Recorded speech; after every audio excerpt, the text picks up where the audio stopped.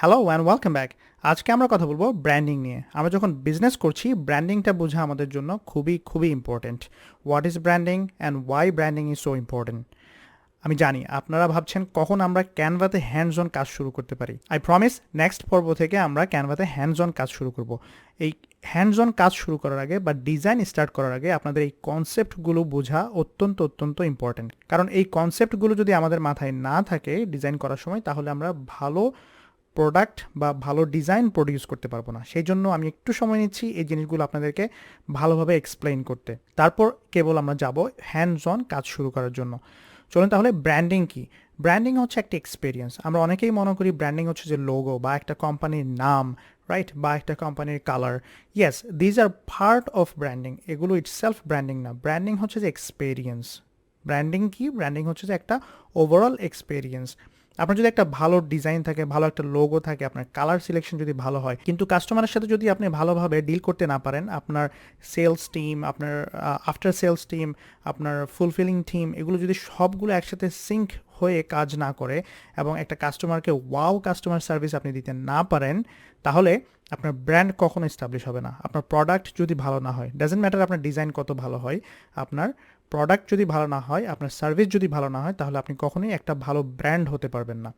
So আমাদের জন্য branding কি, কেন ইম্পর্টেন্ট? আমরা অনেক সময় আমাদের ক্লায়েন্ট আমাদেরকে বলবে লোগো বানানোর জন্য, তাদের একটা কালার সিলেক্ট করার জন্য।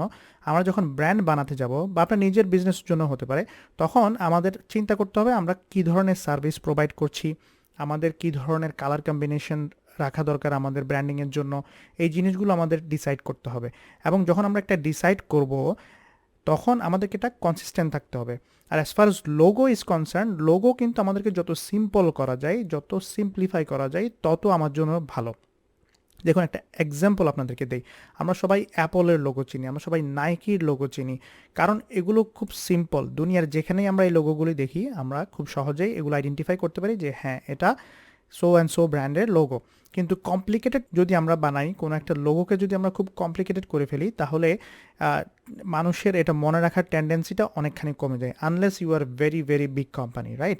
সো আমরা যারা নতুন স্টার্ট আপ, আমাদের প্রয়োজন আমাদের লোগোগুলোকে খুব সিম্পল করার জন্য। ধরুন আপনি ফেসবুক, ইনফ্যাক্ট ক্যানভাই ধরুন, রাইট? আপনি নাইকি কিনেন, আপনি নাইকি, এডিটার্স, এদের লোগোগুলো ওরা সিম্পলিফাই রাখার চেষ্টা করেছে।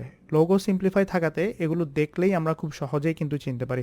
So let's not try to make any complicated logo, right? আমাদের লোগোকে আমরা রাখবো একদম সিম্পল। যত সিম্পল রাখবো আমার মনে হয় তত বেটার। এটা বললাম এই জন্যই, কারণ ব্র্যান্ডিংয়ের জন্য লোগোটা হচ্ছে যে একটা পার্ট।